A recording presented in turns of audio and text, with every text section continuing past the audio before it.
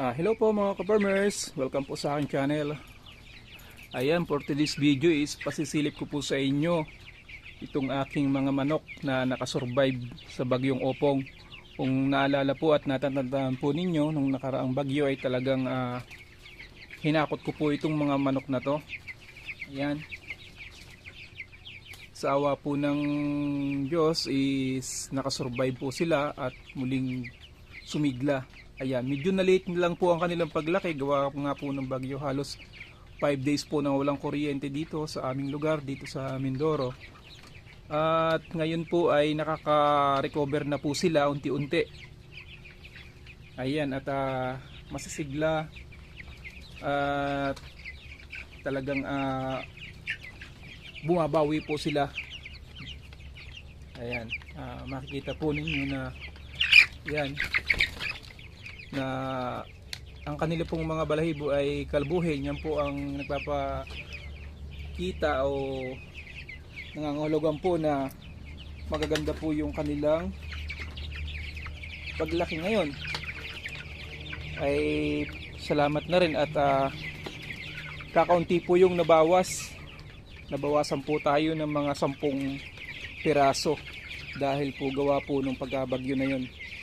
Talaga makikita nyo mga ka-farmers is nawala na ako ng pag-asa ng time na yon dahil kung makikita po nyo halos lahat po ay basang-basa po talaga sila ng tubig ng pagkakaulan na yon. Inahakot po namin, lagay sa sako, yan. At sa awa ng Diyos ngayon ay nakarecover po. Ayan, muli na man silang sumigla at sana ay mas gumanda pa. Ayan, at basta tuloy-tuloy lang tayo sa pagbibigay natin ng vitamins at saka gamot. Kung nakikita po at napapansin po natin na meron po silang sipon at halak, ay bigyan po kaagad natin ng gamot mga ka-farmers. Ayan, ang gamot po na aking binibigay dito, since na nag-alaga po ako ng manok, is Aquadox po. Yan. Minsan po Betracin Gold.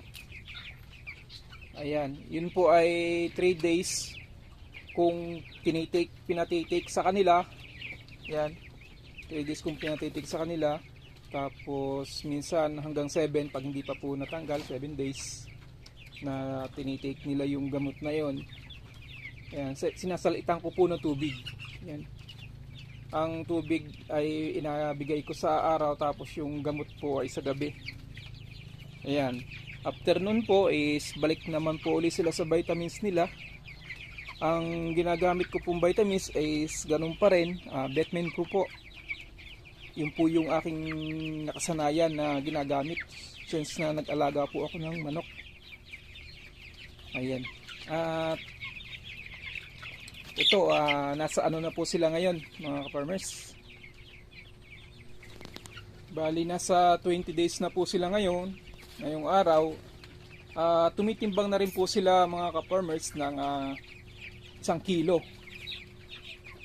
Ayan.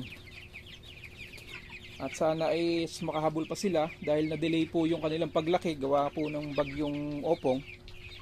Sana po ay makahabol pa sila. Ayan.